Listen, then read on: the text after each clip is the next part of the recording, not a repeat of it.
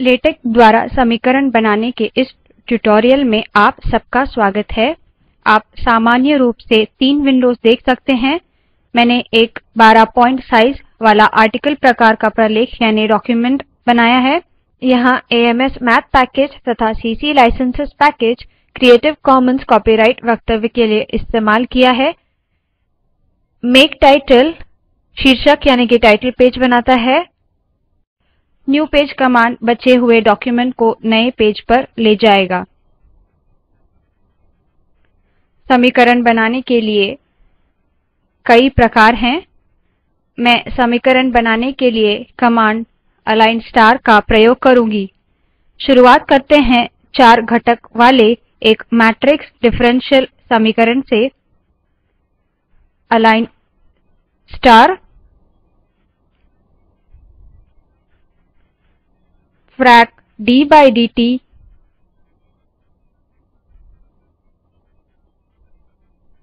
of begin B matrix x underscore 1 अगली line x underscore 2 end B matrix। इसे बंद करते हैं, इसका संकलन करते हैं तो हमने d by dt of x1 x2 बनाया है। चलिए अब वेक्टर को 2 और घटक के साथ बढ़ाते हैं। आप इसे इस प्रकार करते हैं। अगली लाइन x3 अगली लाइन x4 सेव करें और संकलन करें। तो अब मेरे पास हैं 4 घटक। अब मैं कहती हूँ कि ये दाहिने हाथ के मैट्रिक्स के बराबर है। Begin B matrix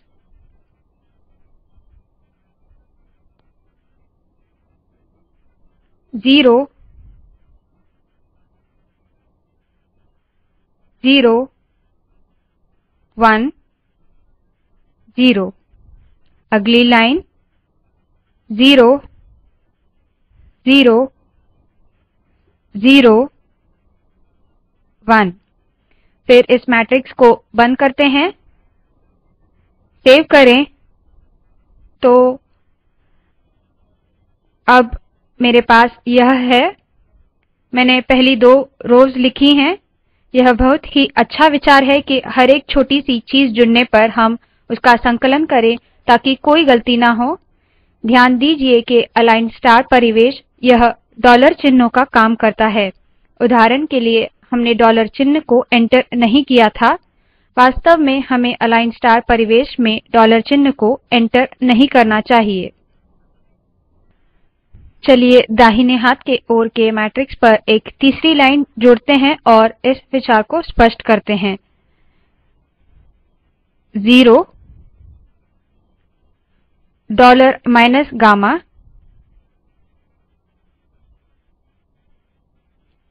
0 0। यहाँ 4 एंट्रीज हैं। संकलन करें। यह कहता है मिसिंग डॉलर इंसर्टेड। अब हम यह करेंगे कि डॉलर चिन्ह को निकाल देंगे। सेव करें। x का प्रयोग कर इस संकलन से बाहर आते हैं। फिर से संकलन कीजिए और ध्यान दीजिए कि माइनस गामा आ गया है। तो हमें एक और लाइन की जरूरत है जो हम डालते हैं 0 अल्फा डॉलर चिन्ह के बगैर 0 0। ठीक है, अब यह तरीका है इसे करने का। इस समीकरण को पूरा करते हैं। मेरे पास कुछ और शब्दावली है। देखते हैं कि अगर ये यहाँ है। हाँ, इधर है। इसे कट करके पेस्ट करते हैं।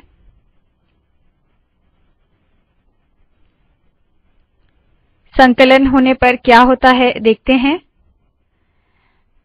यह इन्वर्टेड पेंडुलम का नमूना है। आप क्या करते हो जब आपके पास एक से ज्यादा समीकरण होते हैं? एक और अलाइन्ड स्टेटमेंट यानी संरेखित वक्तव्य जोड़ते हैं। और मैंने यहाँ यह समीकरण लिखा है, मैं इसे वहां से लेती हूँ, यहाँ समीकरण है, तो मैं इसे कहती हूँ बिगिन अलाइन स्टार, इसे कट करते हैं, कॉपी करते हैं, इस अलाइन को बंद करते हैं, संकलन करें। जब इसका संकलन करते हैं तब दूसरा समीकरण प्रतीत होता है। इसके साथ दो समस्या है, यहाँ दो समीकरणों के बीच बड़ा सा अंतर है तथा हम समीकरणों को संरेखित करना चाहेंगे। इन टिप्पणियों को ध्यान में रखते हुए हम इन दोनों समीकरणों को एक सिंगल अलाइन स्टार परिवेश में डालते हैं। तो हम ये इस तरह से करते हैं, इसे डिलीट करते हैं, सेव करें, संकलन करें। अब ये हुआ है कि दोनों ही समीकरण एक ही लाइन पर आ गए हैं। इसका ध्यान हम रखेंगे लेटेक को यह कहकर कि इसे रिवर्स स्लैश द्वारा अलग करें, इनमें से दो। जब मैं इसका संकलन करती हूँ तो यह दूसरे समीकरण में चले गए हैं, लेकिन यह समीकरण संरेखित नहीं है। मान लीजिए कि हमें इक्वल टू साइन को संरेखित करना है, मान लीजिए कि इन दोनों साइन को संरेखित करना है। हम इन इक्वल टू साइन के सामने एम्परसैंड चिन्ह डालते हैं, यह चिन्ह यहाँ डालते हैं और यहाँ भी एम्परसैंड, संकलन करते हैं। अब ध्यान दीजिए कि ये दोनों संरेखित हैं। मान लीजिए कि हमें कुछ विषय वस्तु यानी कि टेक्स्ट को इन समीकरणों के बीच प्रस्तावित करना है और साथ ही संरेखन पर कोई असर न पड़े, तो यह इंटरटेक्स्ट कमांड द्वारा प्राप्त कर सकते हैं। तो हम इसे हटाते हैं। ओह, यहाँ एक गलती कर दी है, डेल्टा म्यू यहाँ आ गया है। तो हम यह करते हैं कि पहले तो इसे ठीक से लिखते हैं, संकलन करें। अब डेल्टा म्यू यहाँ आ गया है और u ऑफ t यहाँ है। अब चाहेंगे कि इन दोनों के बीच कोई टेक्स्ट डाले, इसलिए हमने लाइन सेपरेटर स्लैश स्लैश हटा दिया है और उस जगह से इस टेक्स्ट को डालेंगे जिसे हमें शामिल करना है। इस टेक्स्ट को लेकर वहाँ रखते हैं। जो भी टेक्स्ट हमें डालनी है वो ब्रेसेस में इंटरटेक्स्ट कमांड सहित दिखाई पड़ता है। ध्यान दीजिए कि ब्रेसेस को बंद करना आवश्यक है, शुरुआत में यह गलती अक्सर होती है। संकलन करते हैं।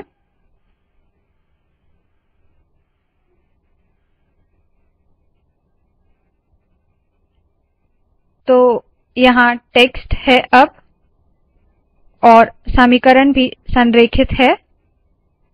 यह भी ध्यान दीजिए कि डॉलर चिन्ह का प्रयोग इंटरटेक्स्ट कमांड में हुआ है। इंटरटेक्स्ट रनिंग यानी लगातार चलने वाले टेक्स्ट के जैसे है, इसलिए यह संरेखित परिवेश का भाग नहीं है। आपको यहाँ डॉलर चिन्ह शामिल करना होगा।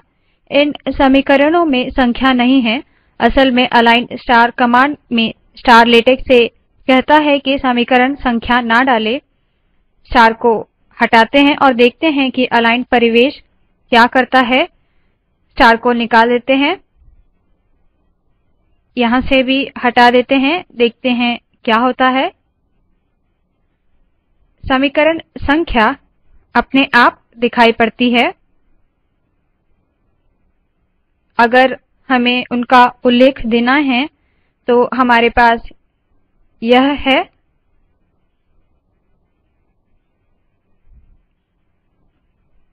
मान लीजिए कि यह दूसरा समीकरण है जो मुझे अलग करना है, तो मैं यह वक्तव्य लिखूंगी। मैं इसे यहाँ से लेती हूँ और इसके नीचे रखते हैं, संकलन करती हूँ तो यह कहता है कि समीकरण 2 में दिया गया पीआईडी नियंत्रक अलग करेंगे। समीकरण के निवेशन या उन्हें हटाने से समीकरण संख्या बदल सकती है। इसको प्रदर्शित करने के लिए मान लीजिए कि एक समीकरण यहाँ शामिल करेंगे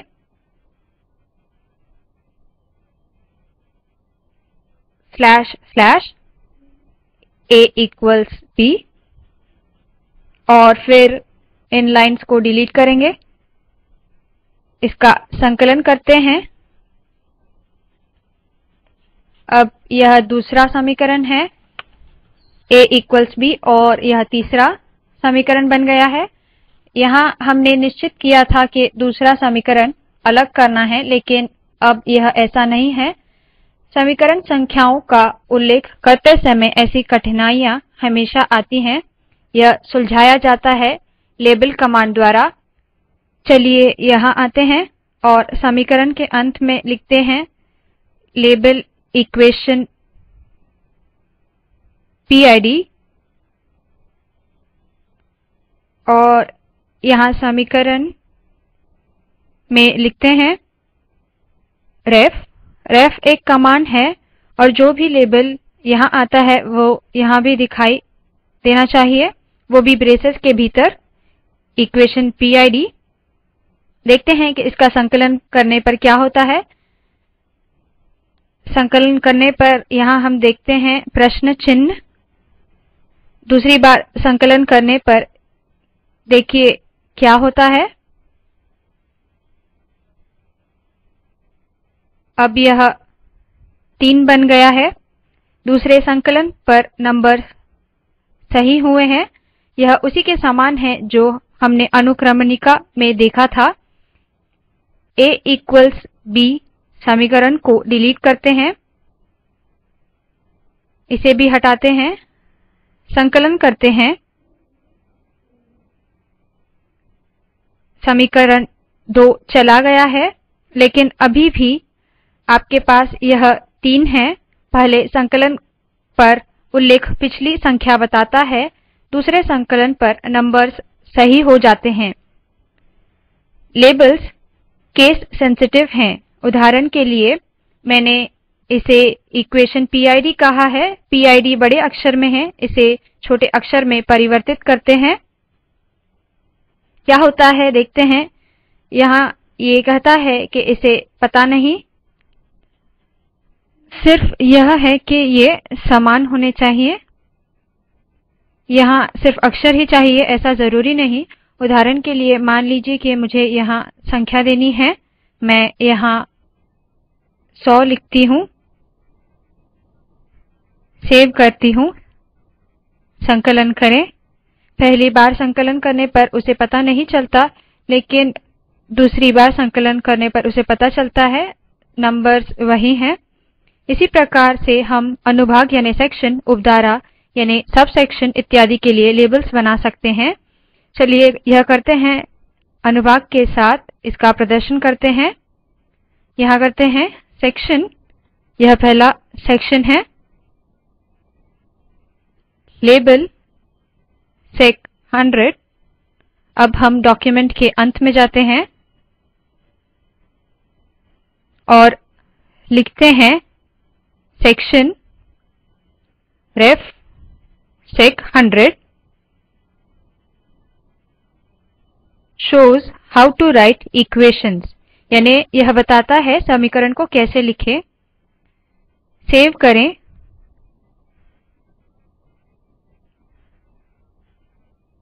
सेक्शन प्रश्न चिन्ह दिखाता है कि समीकरण को कैसे लिखें। अगले संकलन पर इसका ध्यान रखा जाता है, इसलिए सेक्शन 1 यह नंबर वही है जैसे कि ये वाला, तो यह काम करता है अनुभाग, उपधारा इत्यादि के लिए। असल में कोई भी परिवेश में काम करता है जहाँ उसके साथ एक नंबर जुड़ा हुआ है। ठीक है, इसे डिलीट करते हैं।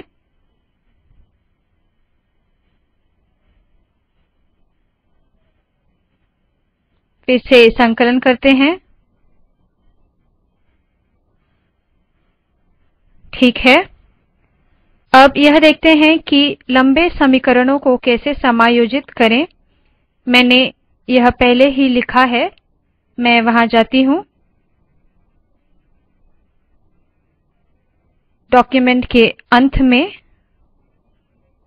अच्छा, ये यहाँ है, इसे मैं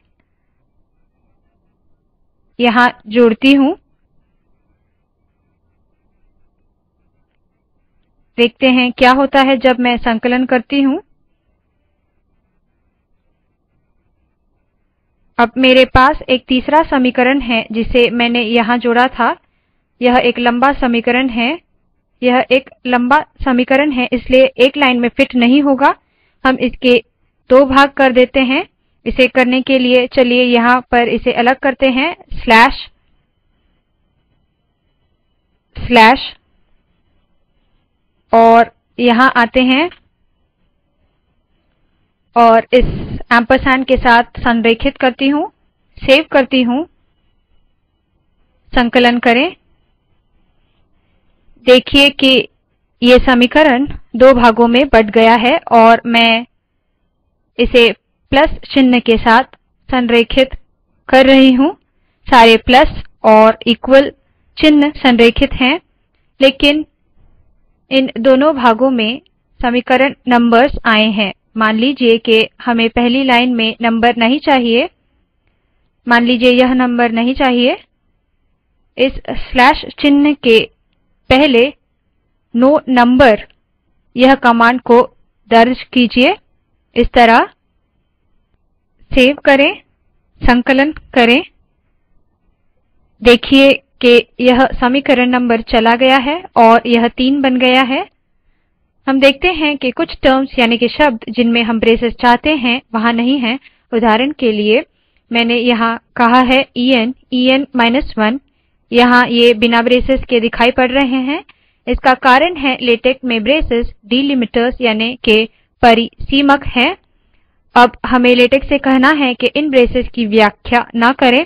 यह किया जाता है ब्रेसेस के पहले रिवर्स स्लैश डालकर।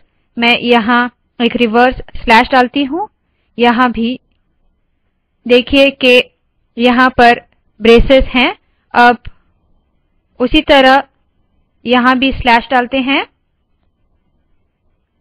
यहाँ और यहाँ। सेव करें। अब हमें वह मिल चुका है। अब हम देखते हैं समीकरण में बड़े कोष्ठक यानी ब्रैकेट्स कैसे बनाएं। उदाहरण के लिए यहाँ ये कोष्ठक बहुत ही छोटे हैं। इसे लेफ्ट और राइट कमांड्स के प्रयोग से बड़े कर सकते हैं। यहाँ आते हैं, समीकरण यहाँ है। इसे करने के लिए के स्लैश लेफ्ट और इस साइड पर ये है, इसलिए मैंने यहाँ स्लैश राइट दिया है। संकलन करते हैं, यह कोष्ठक बड़े हो गए हैं। हम यह वर्ग कोष्ठक द्वारा भी कर सकते हैं। मुझे वर्ग कोष्ठक मिले हैं। अब हम ब्रेसेस भी डाल सकते हैं, लेकिन मुझे लेटेक को कहना होगा कि व्याख्या ना करे, इसलिए मैं एक स्लैश ब्रेस डालूंगी। संकलन करते हैं, यह देखिए ब्रेसेस। जब हमारे पास एक समीकरण कई पंक्तियों में विभाजित है, तब हमें पहले पर सिर्फ लेफ्ट डालना है। उदाहरण हमारे पास यहाँ तथा यहाँ कोष्ठक है, हमें यह थोड़ा सा और बड़ा करना है। मैं इसे ऐसे करती हूँ। उदाहरण के लिए मान लीजिए कि मुझे एक लेफ्ट कोष्ठक यहाँ डालना है और यहाँ एक राइट कोष्ठक डालना है। संकलन करें, ये आकर शिकायत करता है कि फॉरगॉटन राइट, क्योंकि मैंने कोष्ठक खोला है लेकिन उस समीकरण के लिए कोष्ठक को बंद नहीं किया है। इसके लिए /right डॉट का प्रयोग करना होगा, यानी दाहिने हाथ की ओर चिंता ना करें। उसी तरह यहाँ कहना है /left डॉट बाहिने हाथ की ओर चिंता ना करें। मैं बाहर आती हूँ, संकलन करती हूँ तो इसका ध्यान रखा गया है। मान लीजिए अब हमें इसे थोड़ा सा अंदर खिसकाना है। /h स्पेस 1 सेंटीमीटर का प्रयोग कर मैं यह कर सकती हूँ।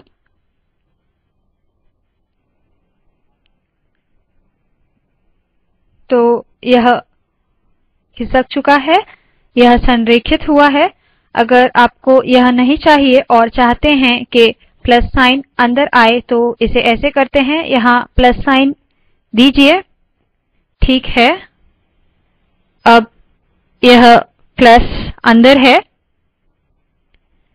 अब यह अच्छे से हुआ है।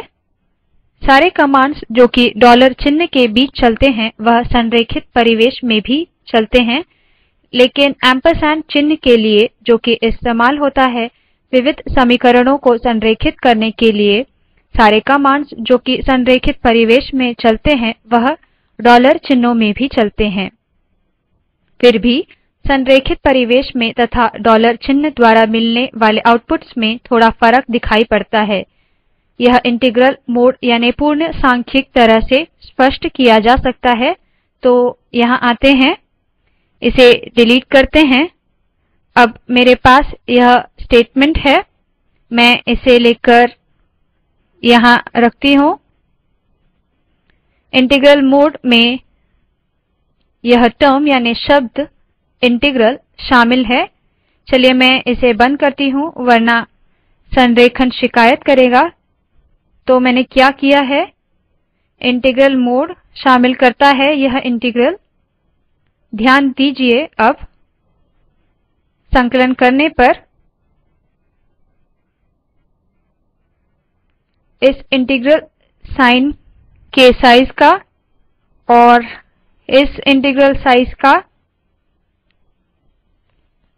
यह काफी बड़ा है और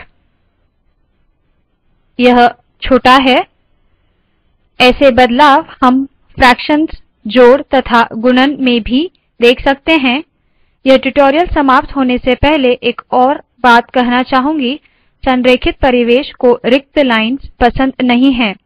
मान लीजिए कि मैंने यहाँ एक रिक्त लाइन बनाई है, यह संरेखन पूर्ण होने से पहले ही आकर कहता है परिच्छेद का अंत हुआ है।